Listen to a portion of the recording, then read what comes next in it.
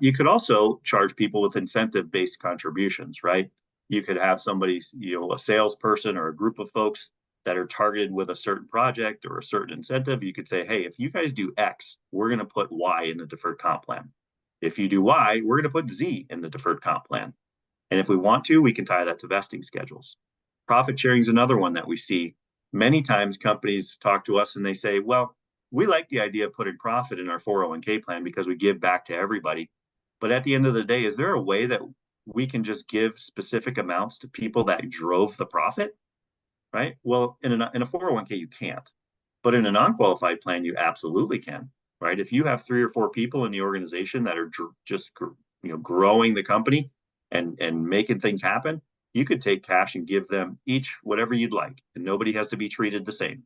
So if Brandon and I are the rainmakers at the organization, we're selling like crazy, and Brandon is doing a better job than me. Brandon gets a bigger piece of the pie, and it's as simple as that. Hey, Chris, I'm going to interrupt you for one thing, just because we are talking about discretionary employer awards right now, be they match or profit share or whatever. One thing I'm not sure we pointed out, and for those of you who are probably more familiar with vesting in 401ks, vesting in 401ks is based from date of hire. And the most conservative you can be with a 401k is the 5-year graded or the 3-year cliff.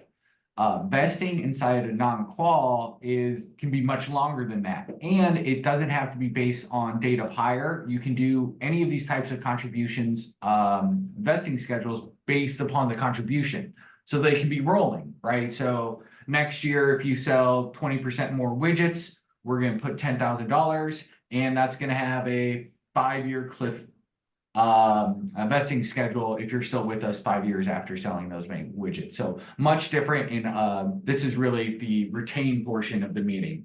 Totally different terms of vesting than the 401k. Yep, exactly. Signing bonus as well, stay bonuses, those are all big in play right now. Signing bonuses, if you're trying to hire somebody on, they're asking for cash or they're asking for equity in the company. Well, you could put money in the plan on their behalf tied to a vesting schedule. If they stay, they've earned it.